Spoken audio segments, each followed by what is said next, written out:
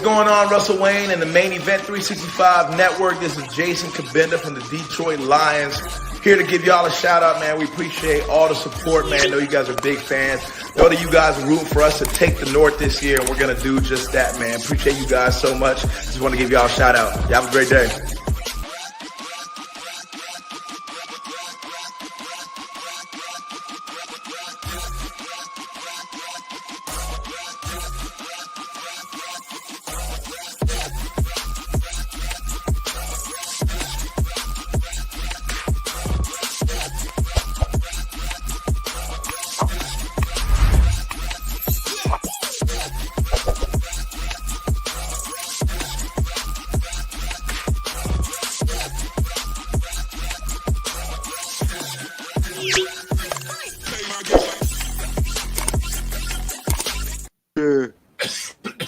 Hello, everyone, and welcome to the NFC North Open Mic Night. I'm your host, Mike, along with our panel of headliners and the maestro, Russell Wayne. And we're here to talk about post-draft madness in the NFC North. All four teams had some interesting days over the draft weekend. And we'll start with Bill, the Packer fan in the Evil Empire. Bill, what'd you think of the Packers draft? I think it was a solid draft pick, but I got to say, man, everybody pay attention, man. We got to bow down today, because the Lions had the best draft in the NFL. So we're talking about the Lions. Sure did. I just sat here and watched the Lions didn't have no good draft. Everybody was a steal, huh? Yes, they did. I know. It's almost like last year. It's almost like last year when all Brian 8 Bachman, picks landed on the field Jeff and beat Campbell. the Packers twice. Man, I love it. But for did that, you Mike? beat the Vikings twice? Oh, we got a Vikings fan representing tonight. Hey, a Vikings fan came out of the woodwork today. It's trash talking day, Jonathan, so you better be careful how you tread. What do you think about the Vikings draft? Well, we got the best route runner out of all the wide receivers. And that running back we got, it's kind of a steal. Yeah. And I'm gonna steal words from your first round and first pick, and Dan Campbell's words. We didn't just draft a running back; we drafted a weapon. Okay. Okay. Explain that to me. You drafted a weapon, kind of like Reggie Bush. What? That could have been Find taken these in the guys, second Russ. round. I'm too drunk for this. You're doing great, Jonathan. I would think you would have a better take than that, Jonathan. Come on, you have a No, gigantic honestly, head. Your head is taking up the whole screen on my picture. I'm being real with you. I'm not trying. You must have a bigger brain to have that giant head. Is what I was thinking. You drafted a weapon. Who's You not did just or a we running did? back, but he's a I know weapon. we did. We're talking about the Vikings draft. Try to pay attention. Okay. We're So talking you want about to the talk about the Vikings draft. We took a lot of players in the Vikings draft. Yeah, you did. Yes, you did. Such as Actually, you only had Better 5 than this. picks, Jonathan. You didn't have a lot of picks, but go ahead. we didn't have a lot of picks. You're right, but we took a lot of good picks. Boy, that was painful. Let's welcome a Lions fan so we get a decent take. Here's Taylor. Taylor Phillips, what do you think of your team's draft, the Detroit Lions? Well, they took Jahmyr Gibbs. He makes moves. He runs really fast. He's actually an upgrade from DeAndre Swift. What pick? 18? 12. No, 18. Jack Campbell is 18. What? Jack Campbell? Yeah, he's a linebacker. Go ahead and finish your take, Taylor. Yeah, Jack Campbell is a linebacker of 18. Jahmyr Gibbs is a running back out of 12 overall. And then the Lions, they got cornerback Brian Bachman early in the second round. He is an impact player. He can address the pass defense. He can work alongside Kirby Joseph, C.J. Gardner-Johnson, Cam Sutton, and Emmanuel Mosley. And I think Brian Bachman has that caliber to cover the receivers and make the proper plays. You mean Brian Branch? You mean Brian Branch? Yeah, Brian Branch, yeah. Okay. Oh, sorry. I thought you said Branch, rather, not Bachman. I'm sorry. Branch. Brian Branch, It's okay. also from Iowa. You get a little comfortable. No, Brian Branch went to Alabama. Alabama, sorry. I'm Same going with to say Jahmyr something Gibbs. now I've never said in my life. We're going to kick it over to Mike, the Bear fan, to get a good take. Mike, what do you think about the Bears draft this year? I personally liked it. They did all needs, for sure. The one that stood out the most for me was the tackle, Darnell Wright, just to protect Justin Fields, because all the additions that he has for weapons and the tight end, like, there's no reason for it. He's got enough weapons now, so there's no ifs or buts. If it goes down, it's his fault. But I believe he blows up. I believe he gets in between 3,000 and 4,000 yards. I know you wanted Paris Johnson, Mike, and I thought he was the best tackle in the draft. So I want to ask you, if Paris Johnson would have been there at 9, do you think they still would have taken Darnell Wright? Man, we do these mock drafts all the time. Yeah. Fairly, we're right. You know what I mean? But I personally think they would have for sure. After I went back and looked at Wright's highlights, like, he manhandled Will Anderson and Carter. So, I mean, I didn't see a lot of other film on him, but I believe in polls because last year he had 3 starters out of the first 4 picks. So I have faith in him. He's been doing nothing but good things coming to the organization. So, Gregg Rice, give me a quick synopsis of your team, the Detroit Lions draft. I spoke about this. This wasn't exactly the wealthiest draft in terms of generation blue chip talent. The Lions went and grabbed with their first 4 picks. Either one, the top 3 you could debate any way you want. Top 3 at each position. I'm stoked about it. You could say the top 5 picks. Top 3 at each position. Brad Holmes did what he did, and we're just waiting for the results. I couldn't be happier. And Darcy Maville, Detroit Darcy. What do you think about that Detroit Lions draft? Well, it comes down to, first of all, Dan Campbell and Brad Holmes don't give a F about your freaking mock drafts. First of all, thank you. And they're going to do what they're going to do. You like that because they're going to do what they're going to do. And I thought they had a fabulous draft. Last night I posted a B-, but as I do doing more and more research on them, as I'm getting into it, make sure you tune in on Wednesday at 6:30. We're going to have John Macron with Sports Illustrated and also Mark Oram, and we're going to talk about this. I'm not an expert, but the more I warm up to it, the more I like it. Right on. What's the day and time for that program, Darce? It's going to be at 6:30. We're going live to the Detroit Lions news, what you guys just came off. Excellent show, by the way. Main event Mike and Gregg Rice and Russell Wayne. So that's 6:30 Eastern time? Yeah, then it'll be 5:30 for the bad guys. Okay. 6:30 Eastern time in the Detroit Lions news. Darcy will be live with Sports Illustrated reporter. It sounds really good. If you would like to come on, Mike, that would be perfect. Okay.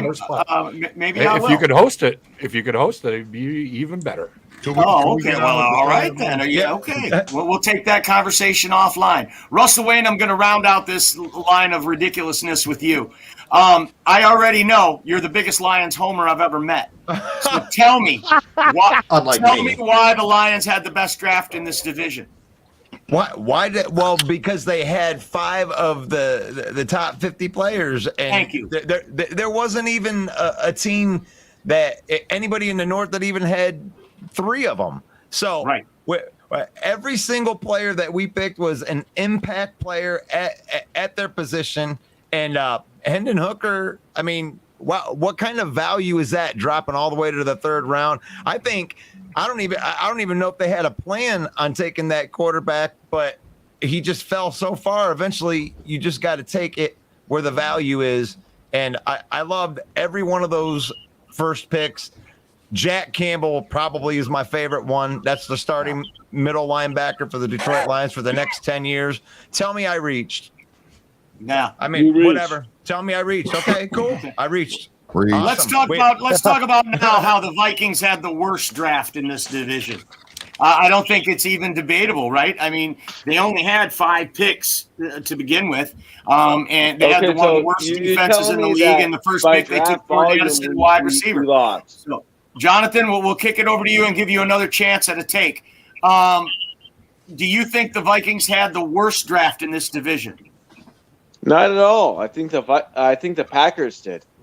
Tell me why. Why? Tell me why. Tell you why? Yeah, let's hear this. Tell the truth. What did they draft in the first round? A beast. First round draft Lucas Van Ness. We got an offensive coordinator in the first round, Winkleman. Of course. What is it, Bill? What is his nickname? What are you guys calling him? Winkle Dick. No, let him keep going. Let him keep going. Go ahead. Because Minnesota only had one this. pick in the first 102. You look at talent and where we got it. You're telling me that we didn't get a good defensive tackle in Roy? Maybe Jacqueline Roy from LSU, nice big tackle for sure. But look where you got him. He was a 3rd round grade, and you got him. We got him in the 5th round, right? Yeah. You did pretty good. You did pretty good with that. That's the only thing that saved your draft from being an F. That and the Ward kid, the two LSU players that you drafted. The BYU quarterback. At least you got someone. Yeah, okay. Exactly. You're just making my point, Jonathan. You took a BYU quarterback in a later round, and you're expecting that with all those holes on defense. You took a quarterback. What was his interception to touchdown ratio? Let's see. It was I don't give a shit. Because that's the same thing that everybody who has a good one of those doesn't give a shit. Mike, let me jump in. Let's say the same Gregg, thing about jump Aaron in and Rodgers. save this man. Bill, all right, Bill, so look, the Packer fan. When it comes to the Vikings draft, shut up. Let me talk. All right, Bill, the Packer fan. Do your thing. Oh my God. What's up, buddy? What was Aaron Rodgers' touchdown to? Oh, do you judge touchdown interception ratio? So you're comparing a BYU quarterback to Aaron Rodgers? Essentially, Somebody did. Look, let me jump in on this Vikings thing, man. Look, the Vikings. All right, Jonathan, you had your chance. Now you're asking questions. You're supposed to be answering questions. I'm not jump in and save this man. All right, so look, the Vikings did what they could, and what I think the Vikings did best was actually what came after the draft. I love the Yvonne Pace Jr. pickup. I love the Andre the Carter, the 2nd pickup from the Army. These are 2 guys that will come in, and I think will make the 53-man roster without a shadow of a doubt. In terms of bringing in Jordan Addison, I think that is a great weapon. Look, Vikings' plans this year is to rush the passer and to outscore everyone, and I get it. If you're looking at Brian Flores, that is one thing that he does exceptionally well. He's going to be hitting you with a lot of zero blitzes. You bring in a versatile player like Yvonne Pace Jr. in your linebacker core, mix him up with Davenport, Zadarius Smith, as well as who's Danielle Hunter, they're going to be bringing the pressure.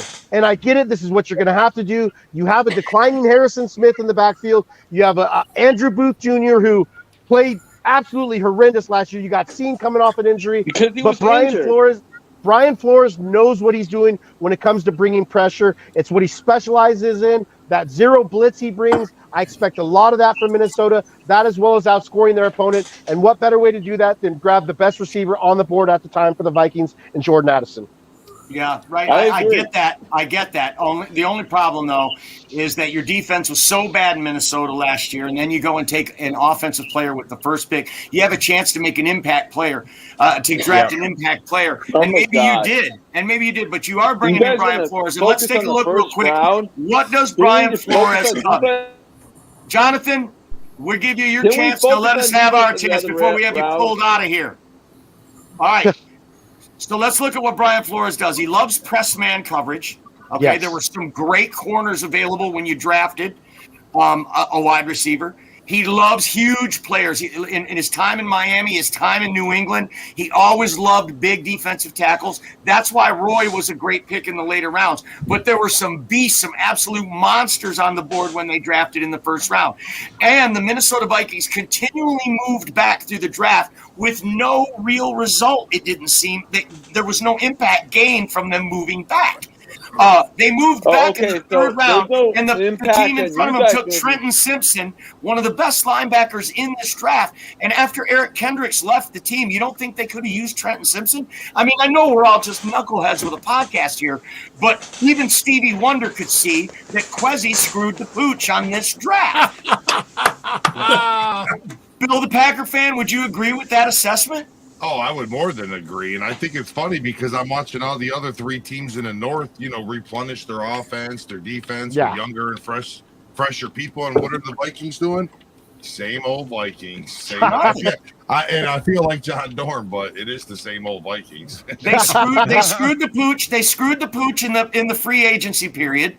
They let way more players go than they brought on. They brought on Byron Murphy, and Davenport. Maybe those are some decent signings, but in comparison to what they lost, their team did not get better. And they lost. They won 11 one-score games last year. They had 8 come-from-behind victories. This is a team that had big defensive struggles last year, and I just don't see where they did anything in this draft to really help their situation much. Late-round picks are developmental. They're not expected to make an impact, and I just don't think they did enough. They had 5 picks. They could have come away a lot better. Let's talk about the Chicago Bears, and Bear fan Dan is on the show. Welcome to the program, Dan. Thank you for having me. Yeah. What'd you think of the Bears draft? I liked it. I think we did a good job in the draft. Okay, I'm going to pull it out of you with a pair of pliers here. Tell me what you liked about the Bears draft. I liked that we got our tackle. Uh-huh. And I like that Noah Sewell. Yeah. There you go. Yeah, good pick. Sewell, that's a last name. I thought so too.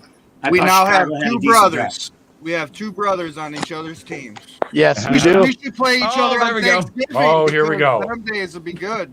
We play each You're other right. on Thanksgiving. Right. You guys got 2 of the crappy brothers. Right. Your brother was a 6th round and a 5th round. Ours was a 1st and a 4th.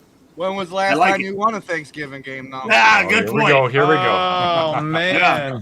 Well, it wasn't 85, I'll tell you that. Hey, at least we can say 85. You can't even say nothing. Was that a Janet Jackson sighting? It was. Absolutely. When was the last time that we won a Thanksgiving game? Not much. 2016, maybe? Russell Wayne, the king of drops. That's right. All right, now let's talk about the Green Bay Packers and all 4 of their new tight ends. Bill, the Packer fan, you called it, even though you weren't much of a draft follower. You actually said on one of our programs, we might even take 2 tight ends. Yeah, and you just said it in passing, and you were right. You did draft 2 tight ends, and then you signed 2 undrafted free agent tight ends. Yeah, so 4 new tight ends in Green Bay. How do you expect this to affect the offense? Oh, I think it's going to help out Jordan Love, dramatically because new quarterbacks, that's their safety net. Yep. That's right. And I believe Luke Musgrave was the fastest tight end in the draft, so we're just adding more speed onto our offense. Yeah, we got another Packer fan on what we're here. Looks better than your cheerleaders. Yeah, but I'm pretty happy with the tight ends, and I'm glad that we got that receiver too, Reed. He looks very promising. Yeah, he's a great receiver. We get to watch him here in Michigan a lot as he played for the Spartans, and he is a baller for sure.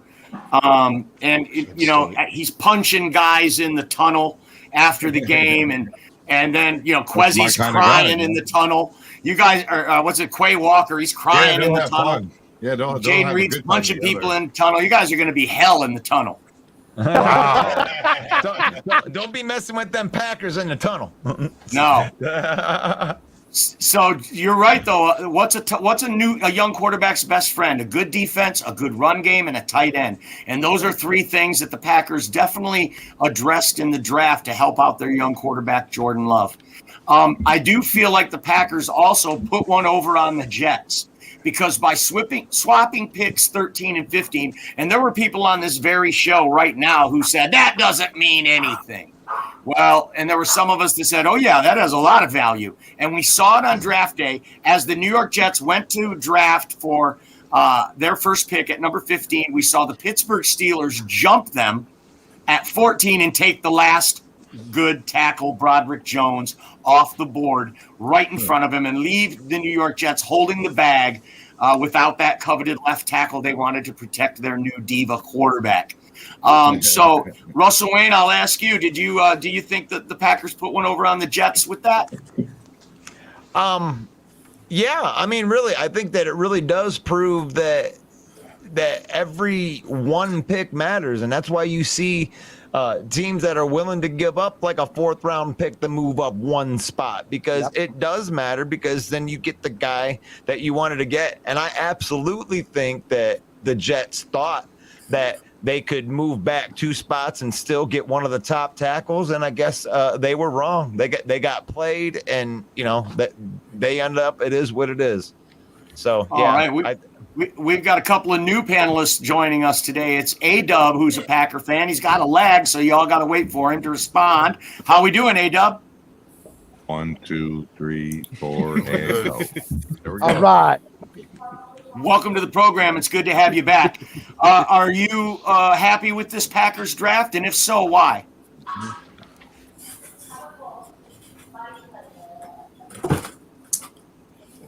Looking at this draft, I'm actually happy with it as it is. Like, so far, every pick so far addressed the need as far as a situational standpoint. Like you said, the tight ends we picked up, like tight end was definitely a position of need because we were looking thin in that area as good depth. So drafting the 2 that we got definitely helped out there. And first pick was more than understandable as far as the uncertainty of Rashawn Gary given his contract as well as trying to recover from the ACL injury and Preston Smith getting up there in age. So our first pick, Lucas Van Ness, definitely made sense to me. Me too. I give that pick an A. The kid's an absolute beast. And for those reasons that you just said, I think he was a great pick. After that, it's kind of dicey, though, right? I mean, you did get 2 tight ends and 2 wide receivers in this draft.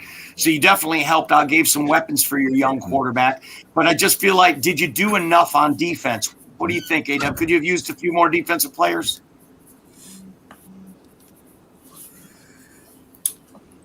Yeah, I think we got a few that might be under the radar as far as possible steals, like Carl Brooks. Like, sure, he may have not had the kind of competition that is an eye opener. He may have faced lesser competition, but the production said enough to where, yeah, he had some value where he was, and so did Obi Dean, the edge rusher we got in the later round too. Mm-hmm. Yeah. I really like the Carl Brooks pick that you got out of Bowling Green. That's a guy that Russ and I were talking about for the Lions. Really a high motor, high character guy.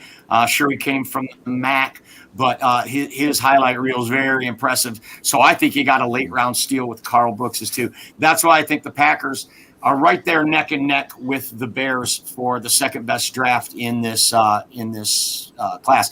We'll bring it over to Ken Bear Down Dobie because there's still a lot of time left in the show. Welcome back to the program, Ken. It's always great to have you. What's up, man? What'd you think? I mean, we were with you every step of the way, and thank you so much, Ken, for helping us out the way you did. Yeah. You were a beacon a light in the storm for me personally with the help you gave us on draft day, and I just want to say thank you, sir, and give us your assessment now that you've had some time to digest this draft. Yeah. Well, it was a fun 18+ hours we all spent together on our coverage of the draft. My God, my wife was like, "Oh, you still live here?" Because she didn't see me all weekend. You know, for the Bears, the more I'm looking at the draft, I like the Darnell Wright pick. Foles did what he had to do. Overall, Foles did what he had to do. The Darnell Wright pick looks like to be the right pick, especially for what Foles is looking for. I know everyone's making hay about, you bypassed Carter, but that's not what he wanted. I think Wright was his guy from the jump, and he just kept putting himself in position to get there and get draft capital along with him. I really like Roschon Johnson in the 4th round at pick 115. I think that's going to be one of those picks. That's a hard one at first because he was behind Bijan. But I think this is one of those picks where we get 2 years down the road, it'll show to be incredible value. We've seen this in the past where someone gets stuck behind someone in college, but still has an immense amount of talent. Ends up being a very solid pick for a team. Right. Ask Thurman Thomas. What? Yeah. Yeah, exactly. You know, another addition that wasn't a draft pick that intrigued me was we signed a kicker from Syracuse, who's a Chicago native, as an undrafted free agent rookie. Now, Mike has this thing, if he cuts Santos post June 1st, it's a $4 million cap savings. Like, we need to save money this year, but it is. And this kid won the collegiate best kicker award in 2018, so he's got a leg. This makes it a little interesting. Some of these undrafted free agents, undrafted rookies, really make it interesting. So he's interesting. Picking up Tyson Bagent, the quarterback from Shepherd, wherever the hell that is. It sounds like it looks a little interesting too. But I'm really interested in where's this kid's name. He's from Syracuse. I was trying to have him up before you came to me, and I lost it. But no, that is an interesting pickup to me. There we go. No, that's a tight end. We did take a tight end. We didn't draft a tight end, which is surprising. We went and got one in the free agents. But I think picking up a kicker in the undrafted free agents is interesting, especially given how many kickers came off the board this weekend. But no, I'm extremely happy with what Foles did. I give him a B+, A- grade. You don't know until you see him play, but I like what he did. What round did you get Tyreek Stevenson in? Pick 56, second. Yeah. Oh, okay. I like that pick. That was probably the most envious pick that I had for you guys, where you guys got really good value, because we were looking for some defensive back help too. So I like. Sorry, I dozed off. Was Ken talking about? If you go, hey, but I still think it's going to happen, Ken. I know, but main event Mike wants. Well, no, main event Mike wants to make fun about talk about a kicker, but hey, your kicker from Michigan drafted in what was the 3rd round? 5th round. Yeah, that was just his. That 3rd round, San Fran. You were smarter than that team. 3rd round. That was like Jim Harbaugh. At least you waited till after the my draft. kicker. I mean, my kicker's Michael Badgley. We saw 3 kickers and 2 punters actually go in the draft, which is kind of insane. I know. Russell Wayne's head almost exploded around the 3rd round. I can't take it. I can't take it. You're going to take a 3rd round. That's draft capital. Yeah. The thing that I'll ask, if you draft a kicker in the 3rd round, is can he rush the passer? Can he catch the football contested? It's nonsense. It's nonsense. Only if his name is Sebastian Janikowski, and none of these guys are Sebastian. Yeah. And that was the last time a punter and a kicker were drafted at the same time was the Los Angeles Rams. No, it was the Raiders, and that's when they drafted Janikowski. And everybody says the same damn thing. We're back, Janikowski. So yeah, but New England did that. Okay, the one unicorn out of the, and then Jason Hansen even coming from us. It's like, gosh, that's like 2 examples in 30 years. If you're the Niners, though, if you're the Niners, your roster's pretty stacked up and down. Yeah. Right? You take the best kicker, and for the next 10 years, you don't have to worry about a kicker. I get it, but still, he would have been there in the 5th round. Who's the best kicker in the league right now? Oof, that's a tough question. Who's kicking a Nola? So does everybody remember the day that Carlson was drafted and how great it was that day, and everybody celebrated because they got such great value in the draft? Oh yeah, that never happened because people that are smart don't draft freaking kickers. I think Tucker's the best kicker. Yeah. But no, I'd say Tucker's the best kicker by far, you guys. Okay, but he's 100 years old. I'm sorry. If you drafted a kicker, I'm sorry. The Bears did it right. They went undrafted free agent. I think the Bears, draft-wise, I think their first through their 5th actual picks. So their first rounder, their 2 second-rounders, their 3rd, and Roshan, which they got in the 4th, all end up being starters this year. Do you think they'll bring in 4 or 5 other kickers to maybe have a kicker competition, and they could take practice? They could all kick field goals and see who's the best at it. The last time the Bears did that, Gold got his job, so bring him on back. I mean, I think NFL teams do that all the time, though. It's like, I know it's low key and we don't talk about it much, but it happens every year. But I thought this year was 3 kickers and 2 punters, and New England drafted 1 of each, and I mean. Usually that's not something you see in a draft, Russell. All right, next question. Mute him. Hey, can I just give... We're done talking about kickers. Yeah. Thank you, Mike. Look, it's the only position that Mike could ever play. That's not true at all. That is not true at all. Appreciate your love. I'll have you know I was a damn good athlete in high school. That's right. Mama said I could play football. So let's get into the smack talk part. Really, let's get into the opposite fan base trashing the other people's picks. I mean, everybody thinks that the Lions had such a horrible draft, or the Vikings think they had such a horrible draft. The Packers had a horrible draft. According to Can I start that one? Can I start that one? No, you're the host. You're last. Okay. Okay. Well, let's talk about Brad Holmes not being scared to draft inside the division, and he somehow sweet talks the Green Bay Packers, who needed a safety more than any team in the league in this draft, and somehow he sweet talks the Green Bay Packers into moving ahead of them, and then takes the best safety in the draft. Let's talk about that. So who do you want to go to first? Anybody wants to take it. Here, let's stick it with the He's Packers. Let's go to A-Dub. You're next. A-Dub, what do you think of that about Brad Holmes fleecing your team? Well, it's a rough case to see that happen, but the thing was, I didn't see much coming out of it like safety class itself, but this draft was kind of weak. So, agreed. And I know we needed a safety very badly, but I guess Green Bay's got their plans set on where, as far as that position goes, we're gonna take what we can in a later round, and as well as like our GM said, the door is not closed on us trying to re-sign Amos back either. Right. All right. Also, A-Dub, as of right now, they have not picked up Jordan Love's 5th-year option either. Yeah. They've got until midnight tonight to do that. Well, Mike, did you hear the quote on that real quick? Why don't you give him the quote? Gutekunst Go ahead, Ken. I did not hear that quote. The quote from Gutekunst was that that's a lot of money to spend on a guy who has not played yet. So I don't think they're picking up the 5th option because, and look, that's a smart move because they've never seen the guy really play, only practice. Right, and Jordan Love could be awesome.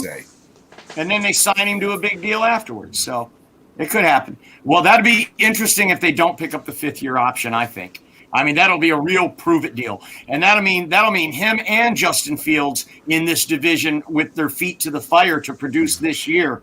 Or there could be big changes in both of those franchises. Darcy Maville, what do you think of that? Jordan Love, Justin Fields, are these guys the future, or do you think they're going to tank? Well, absolutely, they're the future. They were drafted in the first round for a reason. Like, I'm high on Justin Fields.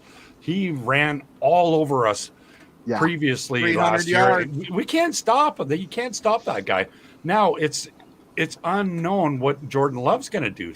Yeah. Like he's got lots of reps when, A-Rod was doing his, I don't know, not coming to OTAs and not coming to training camp, not being very selfish for his team. But we will see. We will see. All the Packer fans are all high on them because of tradition. Yep. Tradition. Yeah. We are always winning the North, right? But man, it's going to be different. They have an excellent offensive line. They have an excellent wide receiver group that are in their sophomore year. Plus, they drafted another wide receiver. There's big things. I think I hope we play the Packers early. I hope we play the Vikings early. I hope we play Chicago early. Yeah, that's a good. I would love to get out to a 4-0 start against those teams. And that brings up a good point, Darcy. The ESPN announced that the league is targeting May 11th. So 10 days from today, we will know the schedule. We already know the opponents of the teams in the division, but we will know the actual, what are going to be the primetime games, where are going to be the locations, who's got to play overseas. We'll know all of the details 10 days from now, and we are going to do a special program on that day so we can break down, make predictions on how the schedule falls for each team and what it's going to look like coming out of the gate for each team. Taylor Phillips, welcome to the show. This is your first time on the main event. Anything you'd like to tell us about you or your team? Well, we just had a couple commenters saying negative comments about Brian Branch. By the way, I'm the host of my own podcast, the Michigan Sports Truth podcast. Brian Branch is not a bad linebacker or cornerback rather. Safety. He's safety. Thank you very much. Cornerback, safety. It's almost the same, but it's a pass defender. He was a really good pass defender out of Alabama. Yeah. And I still think he can develop with the coaching staff in the pass defense with C.J. Gardner-Johnson, Emmanuel Mosley, and Cam Sutton, along with Kirby Joseph and Jerry Jacobs. Yes. So I think that they can teach Brian Branch the ropes in the NFL on how to defend opposing wide receivers and play the ball, not the body. Yeah. And good point. And for Jahmyr Gibbs, he's got a lot of moves. He can run really, really fast. I said earlier here he was an upgrade from DeAndre Swift, who the Lions traded to the Eagles. Jahmyr Gibbs has this almost Barry Sanders caliber, if not that. And yes, Branch was on. Thank you. At least someone commented something good about Brian Branch. It was on Hellas Hall Report radar. Yes. Yeah. So Brian Branch, I think he fits that need at corner. Yeah, he was a steal. Jeff Okudah. Tell us again, Taylor, where people can hear your podcast. It can be heard on YouTube. Subscribe on YouTube at the Michigan Sports Truth Podcast. You guys can check that in the private chat, by the way. And I can post that. You have a really smooth, you have a really smooth podcast voice. Thanks very much. Also on Twitter and Instagram at Michigan_Truth, and on Facebook, the Michigan Sports Truth Podcast. Yeah, you have a soothing voice, brother. You're putting me to sleep over here. I like it. Thanks very much. Absolutely. Very good. So the Michigan Sports Truth is called. Exactly. The Michigan Sports Truth Podcast. Michigan Sports Truth Podcast. Made it Check from the Taylor ground out up. on that. Mike, with do you think Branch could play? Do you think Branch could play at like that nickel corner spot? Yeah, he's considered a Swiss Army knife in the secondary. Yeah. He could play slot. He could play nickel. And coming out of Alabama, he's coached up well, especially as a secondary player, because that's where Nick Saban focuses a lot, is in the secondary. And I believe that the Lions have drafted him not to play safety exclusively. And like Gregg Rice said earlier, we've got a great tweener there with C.J. Gardner-Johnson and Brian Branch. We can alternate these guys. We can disguise looks. We can bring blitzes from odd places. So much Aaron Glenn's going to be able to do with this guy. He was an absolute steal in this draft, and I love that we jumped in front of the Packers to take him. Gregg Rice, what do you got to say about Brian Branch to this group?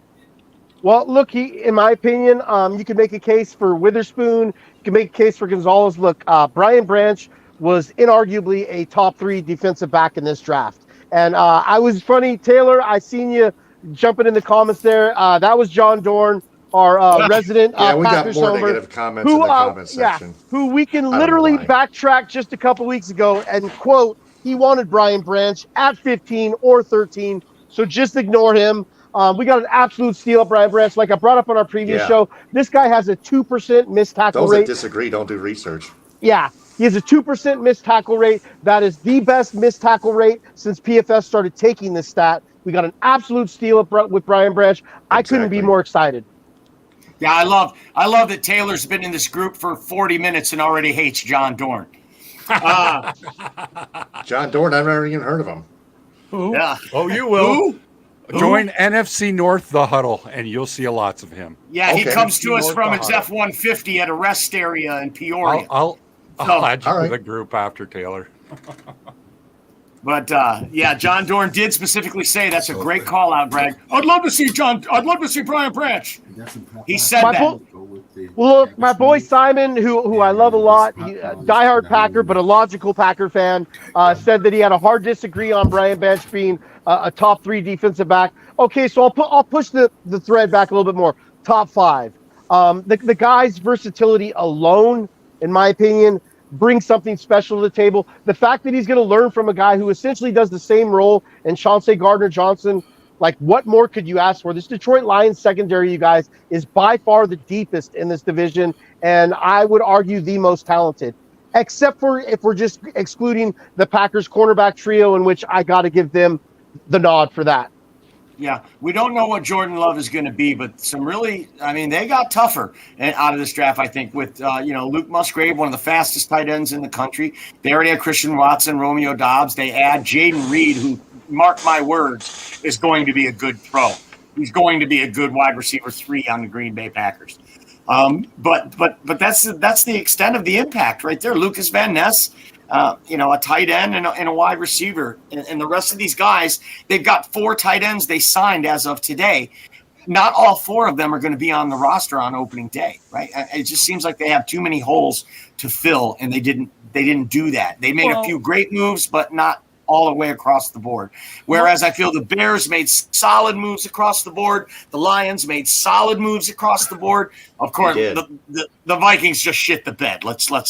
Chef Brad Holmes can cook, I tell you. Just like you said, Mike, what the Vikings needed defense by far. They were the worst defense in the league last year, and they only had 1 pick within the first 102 picks, and they go with a receiver because they lost Thielen. Like, you had more needs. That'd be like Bears going for a quarterback. Yeah. The other thing, Mike, too, with the Packers, I mean, most teams will roster between 2 to 3 tight ends. So I could see if they're going to go with 3 tight ends and the other guy is just going to be on the practice squad. I think all 4 of those tight ends will end up in Green Bay either on the 52-man or on the practice squad. I think they're going to keep all 4. Because they completely rebooted their tight end room. Right, but they had one that they kept from last year, Adore, whatever his name was, Toure. So now they've got 5. So somebody's got to go. About 4, at least 4 of them will be on a contract of some type in Green Bay, I'd say most likely. Right. Yeah. Well, the Lions were like Russell said, the Lions were the only team that got 5 players in the top 50. So you can say what you want about the picks themselves. 5 players in the top 50. Let Brad Holmes cook. Now, period. Something I want to say to these people if you want to take shots and say you reached or did this or that, but don't go and try and pretend like Brian Branch was all of a sudden this shitty safety all of a sudden. Like He's not. He wasn't like he's no. I'm looking at. I think that bunch of negative Nancy commenters. Simon, you should be ashamed of yourself. You're a really, really smart guy. Like, and for you to take so do research, Simon. And for if you, it's there. If you're gonna come in there and say some stuff like that, I know a couple weeks ago everybody was looking at this guy as the highest touted safety. It was unanimous. It wasn't even a thing, and we got him at 44. He was slated in some places to go from anywhere from 6 all the way anywhere into the first round. Russell, you're wrong. You're wrong, Russell. Here's why. My GM didn't select him, therefore he must be trash. Yeah, exactly. And that's what I'm saying. Simon knows better. Look, if we're going to talk about the pack. There you go. There you go. Right. I like that. I like that. I never said he was bad. Okay, you're not saying he's bad. Yeah. Right. Simon's good. He knows draft football, is man. great. Our draft was great because the pundits don't know anything. Your draft sucked because the pundits said so. Oh, yeah, that's the right. pundits said so, right? Oh, yeah. Right. Hard disagree on the top. And just because I thought that we got. I take everything back. I take that last back. Yep. But, yeah. So he only said he was not top 3. You but talk he so did say soft, so. I can't tell if you're talking to somebody outside or if you're talking. He's talking to us. I swear. Are you talking to us? Are you sure? Hey, Russell, you should give him the music. What's the over? What's the over? Taylor's voice is so unique. Taylor, would you do a quick flip for us? Taylor, would you do a quick soundbite for us? Oh, sure. Hi, this is Taylor. This is Hi from Taylor, Michigan Sports Truth, and you're lining to the Main Event 365. Hi, I'm Taylor Phillips, the creator. No, use the soothing voice. Yeah. Hey, quiet, everybody. Quiet. Sure. Here we go. I'm Taylor Phillips, the creator of the Michigan Sports Truth podcast, and you're watching the Main Event 365. I like it. Do it again. Yeah. You got to go 365. All right. That was anticlimactic. Okay. Thanks, guys. Thanks, sure. Taylor. You staying on or you heading out? Yeah, I'm going to head out. All right. Well, thanks so much for being here. We hope you come back Thanks again. very much. Darcy, Yeah. thanks Thank very you. much. No, Mike, no, you as well. Absolutely. Thank you. Take it easy, Oh, Taylor. that's nice. Thanks, I will. Yep. I'm going to check What out am his I, chopped podcast liver, just because Taylor? he's got such a nice voice. Wasn't there a group with 3 girls called the Phillips or something like Taylor? And there was one That's called Wilson Taylor Phillips. Oh, Wilson, wait a minute. Wilson Here we go. Wait a Phillips. minute. You ready for this, Mike? Yeah. It's Yes! money. Here we go. What's up, gang? What's good, Jamez? What's good, It's our bro? good friend, Are you putting Minneapolis, that- Minnesota. Are you Jamez, putting that how are overtime you in? today? No, I'm not putting no overtime in, man. I'm at the airport, man. I'm about to be Hey, headed Jamez, back to Minneapolis. What about all that defensive talent you guys drafted this weekend? You never know. You just never know with these guys. You might got some of these guys you guys think are probably trash and bargain bin material. They might turn out to be pretty damn good, man. That's right. That's right. Signed more undrafted At least that's what I tell myself to keep hope alive. He's throwing us, bud. Wow. Sidney Brown is the best safety in this draft, says William. Okay. That's one of your that's the best value pick, isn't it? Wasn't that you're a Viking, right? That's a Viking right there. Sidney Brown went to the Eagles. Oh, no, he did not go to the Vikings. Look, I think he went to Philadelphia. The Vikings signed more undrafted free agent rookies than they drafted this year. Right. That's I think many picks. I think a couple of them undrafted dudes are probably some of the best dudes we got. I agree, Jamez. Especially that real question, that linebacker. Agreed. Yeah.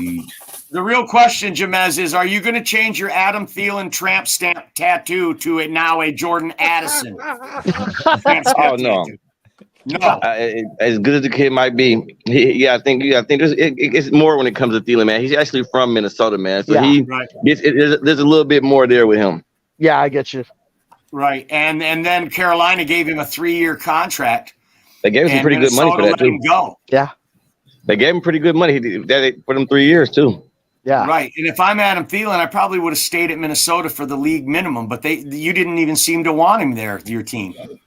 No, I think if he's willing to take the league minimum, I just don't think he was willing to do it at this point, seeing how he had already reconstructed at this point. And then when his wife got involved, his wife said she didn't feel the Minnesota love, man. So I already knew we were heading down the wrong path. Yeah. So do you think Dalvin Cook is the next one gone? I think he's probably the only one in the next one gone, bro, the way things are going. Unless it's just like, I don't know, they keep changing their stance on it. Yeah. 1 minute they're not trading Cook, and the next he's probably gonna be gone for a fifth. At this point, I just want something to happen with it. Yeah. All right. What do you think about the young running back you drafted? Didn't you draft a running back too? Do I have that wrong? No, you're right. Yeah, McBride. Thank you for saying that, Mike. I did. He did draft. I think I did see that, man. I think it's just a good thing for some of these picks, man, just to be prepared before you even have to get. You know what I'm saying? Yeah. If you let this guy get developed, he doesn't have to start right away. Let him get his NFL body and learn from these guys before him. And that way, you know what I'm saying, you're not worried about spending this big money on guys. Let's say these other dudes, Madison's contract's up in 2 years. We got Ty Chandler. By the time this guy comes onto board, man, he's still not going to be that expensive. You know what I'm saying? If he's worth something, so. And we got to start taking that approach, man, at being ready on all phases, man, and that makes it easier down the line. Is that the way the running back market's going now, though? It's like, we talk all offseason. We've talked all offseason, about the tags. Now, of course, the guys didn't sign the tags, but is that the new way forward with the running back? You draft them, sign them to a fifth-year option, then either tag them or cut them. Is that right? And then just reload something, Jamez. Not even just that. Okay, go on. Go ahead, Russell. I just wanted to ask you because I thought that one of your great value picks. I was really actually impressed with the Dwayne McBride pick in the seventh round. Tell me a little bit about what you thought about that and the Dalvin Cook chances of staying on the team. The way I feel about the later round pick, man, is that it's super hit or miss. Like I said, I think on the last show, man, some of these guys that we're getting in the third or fourth round, they're going to be in the league longer than these guys that we get in the first and second round sometimes, man. It just pans out that way a lot of the time. But for him, he went with the bargain bin approach again, man. I was a bit shocked that he did. I mean, the first trade made sense to me, like I said, man. When he turned the 80-something pick into 3 picks, okay, that made sense. But when he just keep doing it, it kind of screams like, bro. When you just keep doing it, it makes me think like, damn, these motherfuckers. I think Minnesota's going to trade back every damn pick they get from now on. But next year and get some next year picks. Be like, what do you have? Hey! I told Melvin. I said, bro, this motherfucker traded back 15 spots for a lottery fifth the next year. Yeah. I mean, you could have had Trenton Simpson, the linebacker out of Clemson. And there's right a lot of good dudes there, and we're thinking, they're going to take Trenton Simpson to replace Eric Kendricks. And what do? They trade back. I forgot what team it did, Mike. I forgot what team it was, but the exact next pick that was made, I'm talking about, it was a damn good motherfucker. That's Baltimore Ravens on the next pick for Trenton Simpson. And I want to ask you, Jamez, I know you love your team, but I always respect the fact that you give it to us straight, even if it's not pretty, for Minnesota. And I want your grade on this draft and what you think about your general manager, Kwesi. Is this guy's job in jeopardy after this draft? I don't know if I'm gonna go job in jeopardy route, but there's definitely huge question marks around the whole situation to the point where, there's a lot of people that's still gonna trust the process. But at the first time at bat last year, when he let Brad Holmes do his little fleecing and whatever else that came about, what I'm saying, it's his first time at bat, you can kind of let it go. But when it happens again, and the only chance I say for him where he won't even become a hot seat is that some of these guys, he just get lucky, and some of these guys actually pan out and can fill the roster pretty damn good. I like the Addison pick, but I just not right there where he took it. You know what I'm saying? And I think he's going to be a damn good acquisition to this offense, man. We had to replace Thielen in some kind of way. I think we're going to have a nice offensive attack regardless if Dalvin Cook is here or not. And to answer that question, man, I'm just ready. At this point, I would like to get more than a fifth for him. I would like to at least get a third for him. But if it's ended up being a fourth or a fifth, I'm not gonna cry about it, man. At the end of the day, they've made it clear if he's not taking the pay cut, he's out of here, man. They do not want to pay that tab anymore. And like Ken said, Man, in this time in the league, man, you got to go running back by committee. How many people knew the running back for the Chiefs' name before that Super Bowl? Now, I don't think many people even paid attention to Pacheco or any of these guys they got. Man, you get 2-3 guys. You got your speed guy. You got your third down bruiser or whatever you got that can catch out of the backfield, and you do this shit by committee, man. I think that's the way we got to do it too. Did he answer the question? Yeah, he did. Yeah, He did. He answered the shit out of it. He said he doesn't think Klezzy's job is in jeopardy. He doesn't think Klezzy's job is in jeopardy, so he did answer the question. Dwayne McBride is a good. I mean, I like that addition. He's a way different back than either one of Madison or Dalvin Cook. I mean, this dude is blazing fast. Okay, good I love that. But he had a 3rd round grade, so that's the one pick I'm going to give the Vikings credit for. Okay. Other than that, your draft was trash. Let's face it, they're the only team in NFL history. Only team in NFL history with a negative point differential to make the playoffs. And coming out of this draft, they didn't do anything to help that. They're poised to they are positioned now to score 30 points a game, but give up 40 points a game. No, Brian Flores no, Mike, no. Score 40 and give up 30. You got it wrong. Always a pleasure having you on the show, Jamez. Thank you so much. We've got a new panelist here. It's Chad. He's a Lions fan, which means he isn't that smart. He's a glutton for punishment. Welcome to the show, Chad. Hey, why can't I come in here and explain stuff and maybe not bash every other team? Okay. Oh, because this is a trash talk group. This is what we do here. Oh, that doesn't mean I won't trash talk, but I at least have to get something good about every team. So let's look at the Viking situation. And you guys are bashing pretty uniforms. And I know. I do not like the Vikings at all. But literally, they're in such salary cap hell. They can't even afford to pay their draft picks. Why do you think they're trading back? They've got nothing in cap space. They're doing the best they can. They're still going to be formidable. Okay, they will. Do I believe they're going to win the division? No. Could they? Absolutely. Anybody can win it. Good point. I like this take. Okay, now let me go to the Packers. You like that? All you guys bashing. I mean, come on. I'm old. I'm probably older than all of you. Okay, I saw all of Aaron Rodgers. I saw all of Brett Favre's career. Listen, the one thing the Packers do right is quarterback. Okay, now all of a sudden, what I see is they're being smart with taking affordable people that they never did for Aaron Rodgers. That's because he's just a bitch. And am I allowed to say that? Come on, you know it. You are absolutely allowed to say that. Look what the Packers did. Honestly, I'm to the point to where I think they could really be in the top of the division. I'm just totally okay. I do, as a Lion fan, and I'm not being biased. I do believe the Lions are the best team in the division. I could be wrong. Anything can happen. Playoffs. And I don't want to hate on the Bears because you know what? The Bears were really freaking smart. They really were.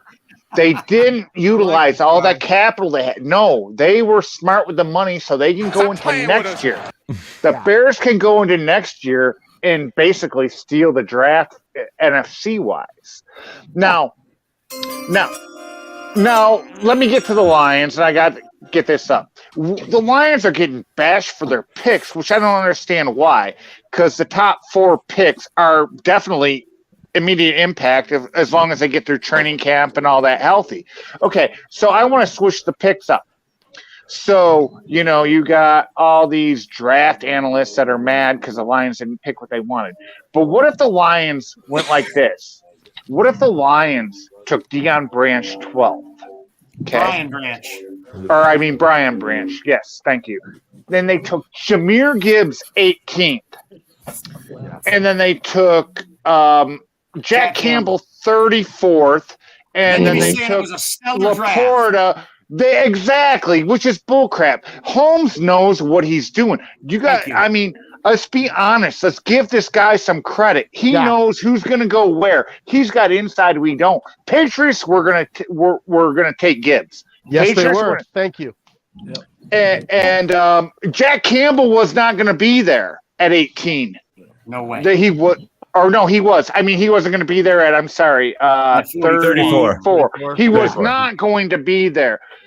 They want this character, okay? And you know what? I think it's fun, and I like you guys, and I like all the animosity between us and to talk, but sometimes you just have to be honest about the whole thing. And I'm being honest what I see.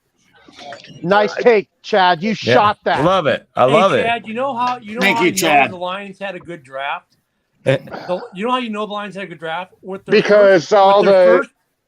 first pick, you saw an immediate impact within 24 hours in that team. Within 24 hours of taking that running back in the draft, you had a running back who was producing for you, and you traded him off before day two. That tells me immediate impact. And Brad Holmes, look, I think every team, I guess even the Vikings, all kind of got what they needed or what they could do in the Vikings case. Yeah. I don't think anyone had a bad draft per se. There'll always be questions from these idiots on Mel Kiper types because it's called they have to. You've had enough of that shit. Justify their existence. Yeah. So they're justifying their existence right now by being mad that we didn't take who they wanted to pick. But when the Lions draft the guy within 24 hours, you have a really good veteran player who's traded. That's immediate impact you can't ignore. Now, hang on. I'm sorry to interrupt. You started with a question. You said, you know how you know the Lions had a good draft, and I have to answer it before I forget. Well, it wasn't because you started with a question. Yes, you know how the Lions had a good draft is a question. Okay, you know how the Lions, they had a good draft because all of the top draft people say they had a bad draft. That's how you know they had a good draft. Nice, Chad. Yeah, but which paraphrase means Mel Kiper's full of shit, and all of his little goonies too. Man, but I like this segment here, guys. Right on. I like. Let's go around the whole panel, Mike. And why don't you take everybody around the panel and say what's good? I like this. Let's say what's good about your opponent in the draft. I love that. I love it. What? Yes. Are you kidding? You have to say something good, Mike. What we do here. No.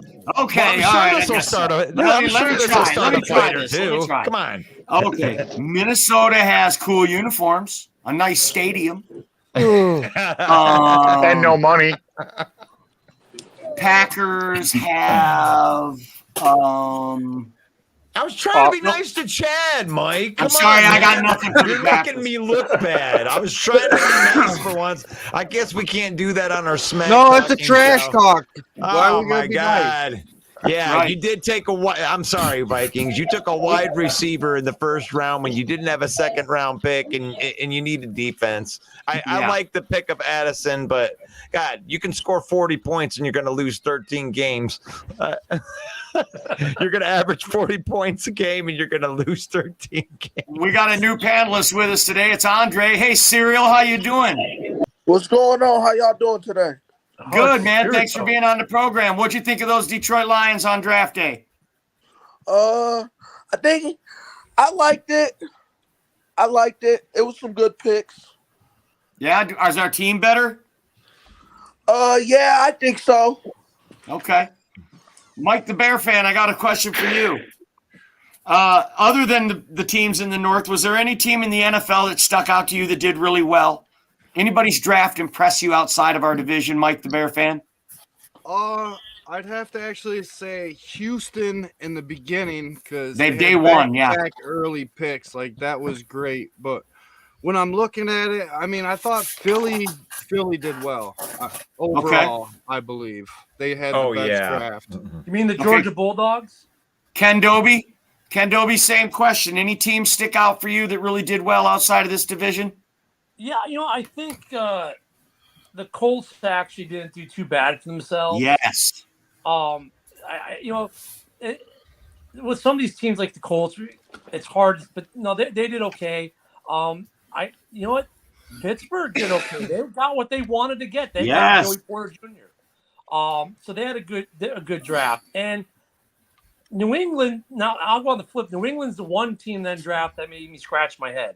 Because even with Minnesota, we all knew why Minnesota drafted the way Minnesota drafted. But the one team, the whole draft is like New England, because he had some phenomenal Belichick picks, and then he had a kicker and a punter.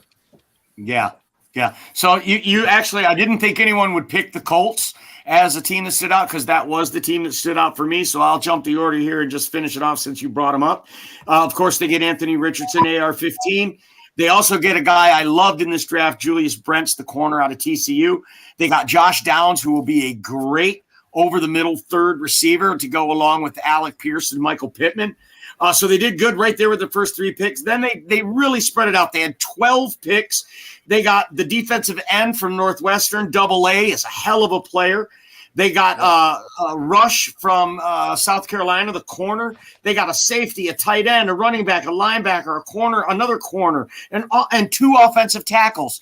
They really made their team better and brought in cast a wide net and brought in all these players. I think they really had a surprising draft. The team that lost for me was the Miami Dolphins. They only had 4 picks in the draft.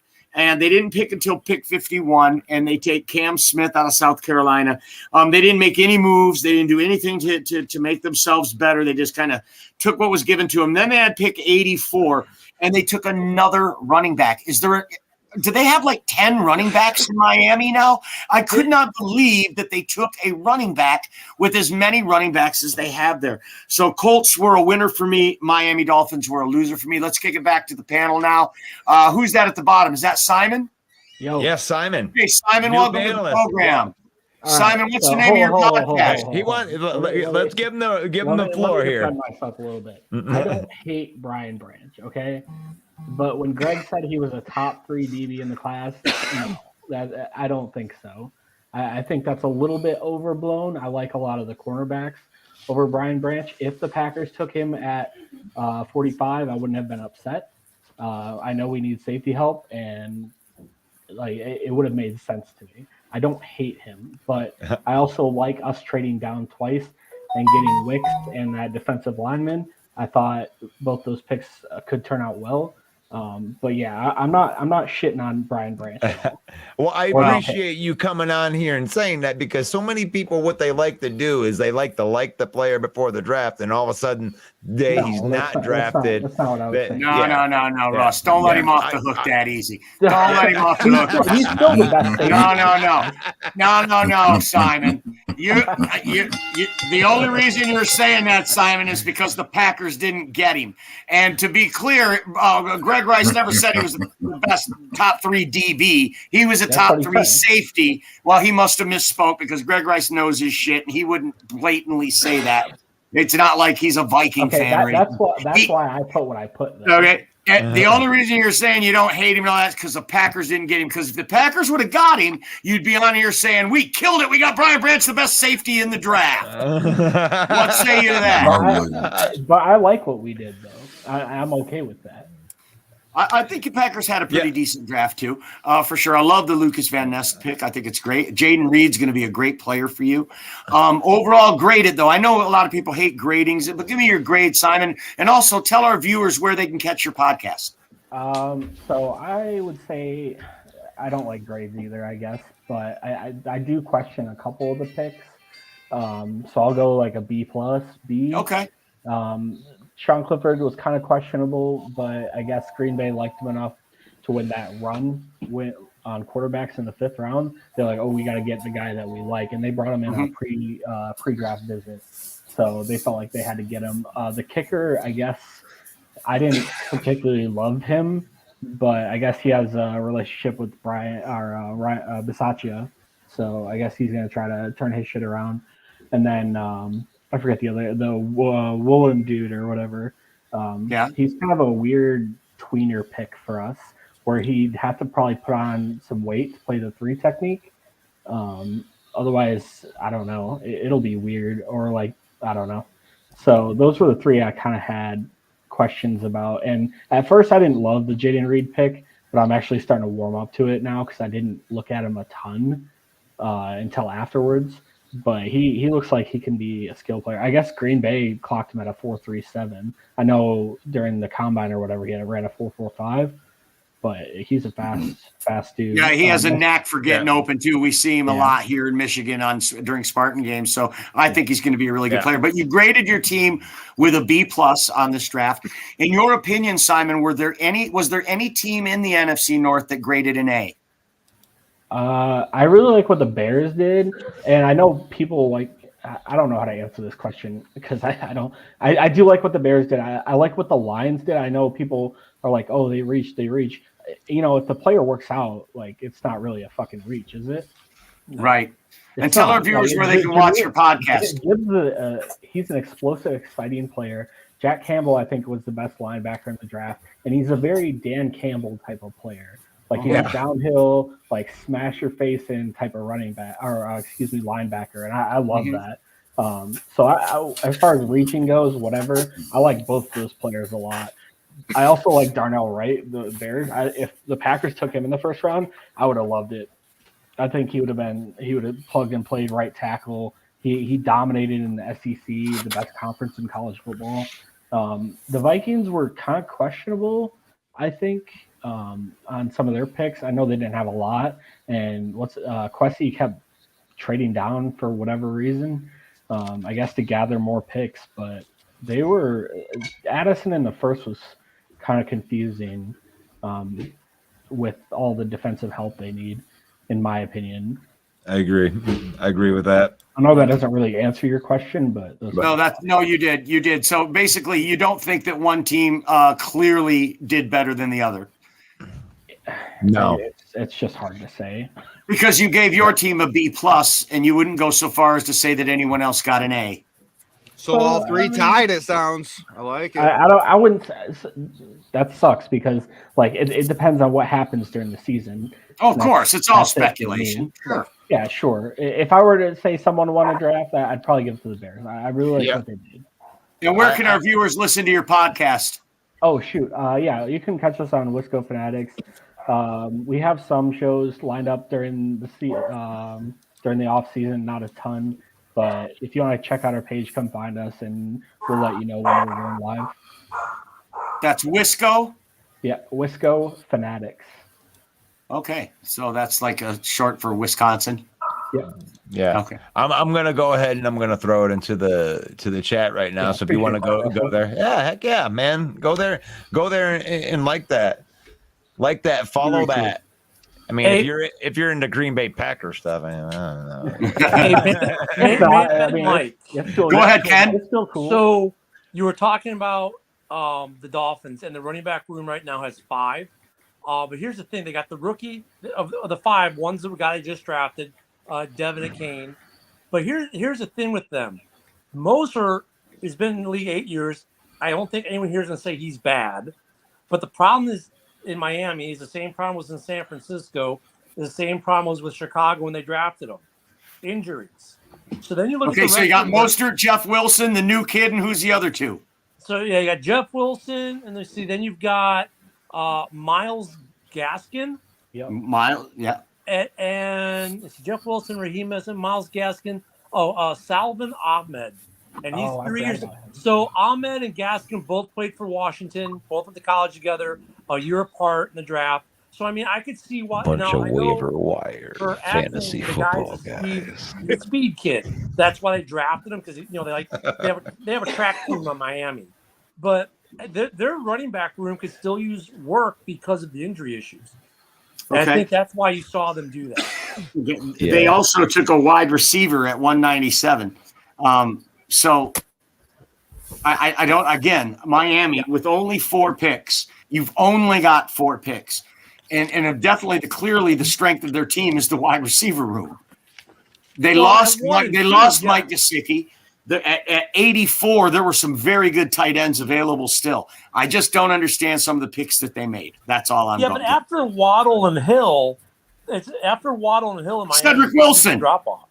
Cedric Wilson's a great player as a wide receiver 3. And Simon, I wanna give you some kudos for your team on something that, like, in fantasy football, if you ever play and you have like the flex, right, where you can put the wide receiver or the tight end in there, like every year I'm stuck with that conundrum.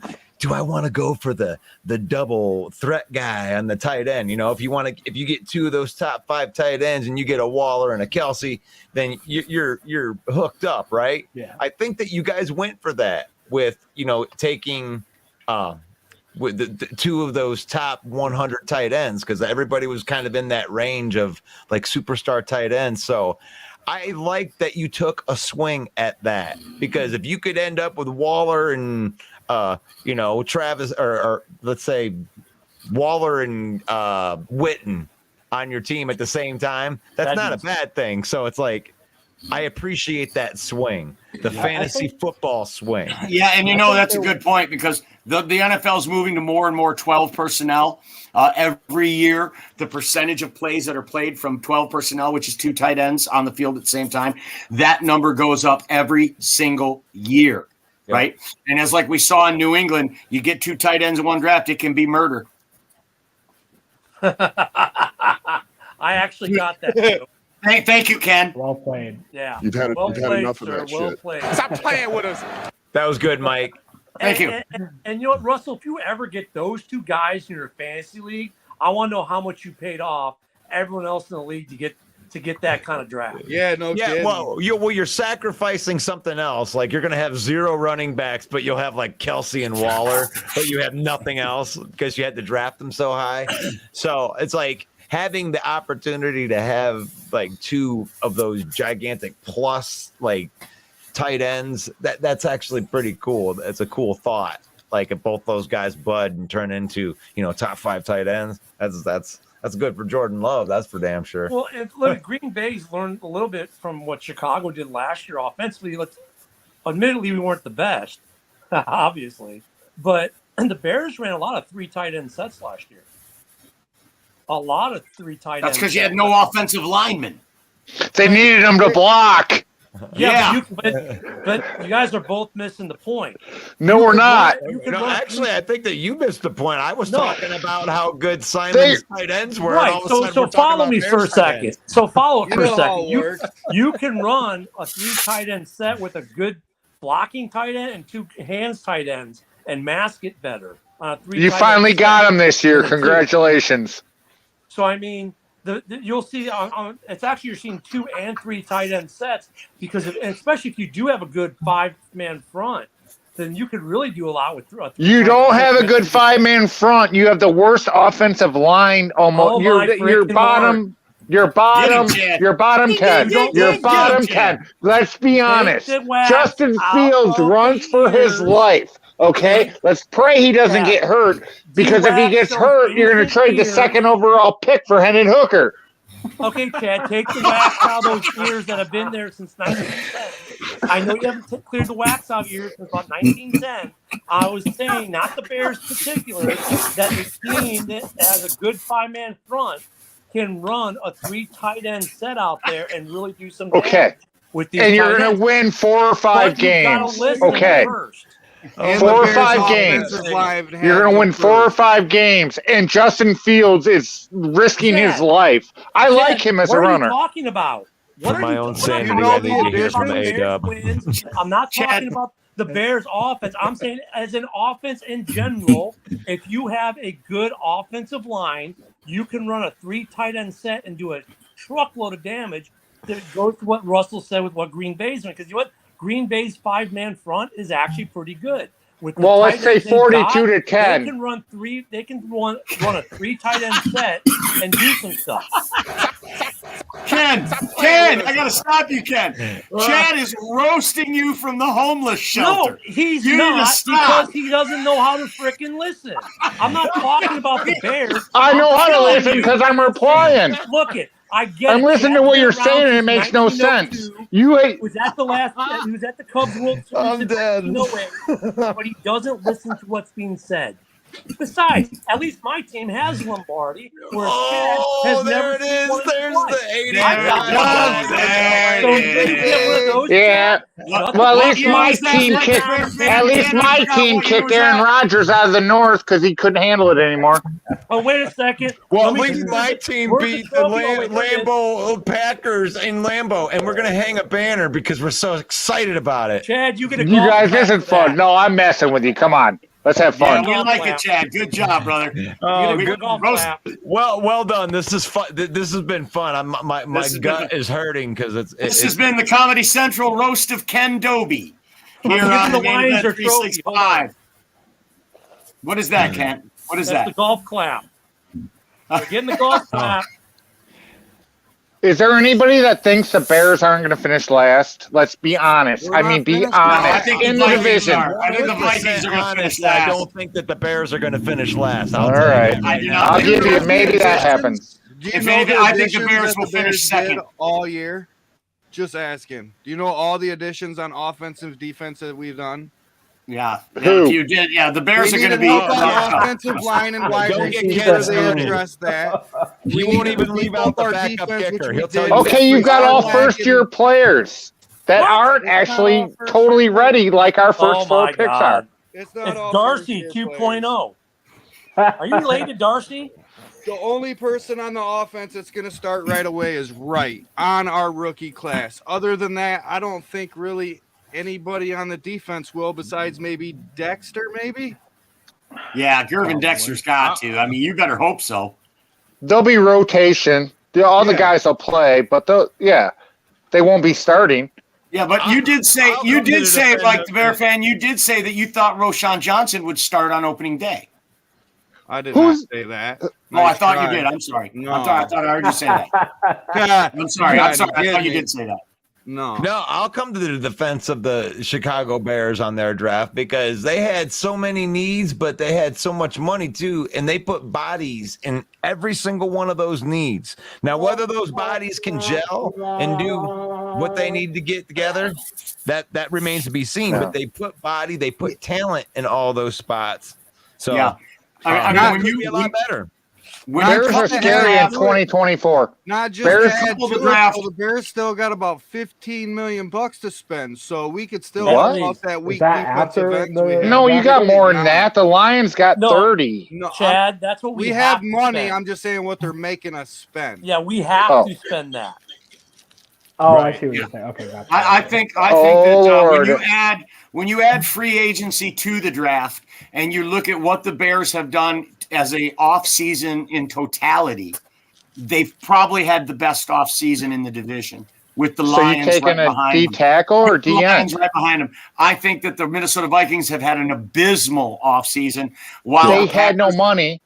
The Packers have had a below average by just sitting on their hands too much. I think the Packers have made limited moves, and they just haven't done enough to help themselves in this division for next year. My opinion. They set Jordan Love up with all these weapons that nobody knows about, and they really did do good in the tight end class.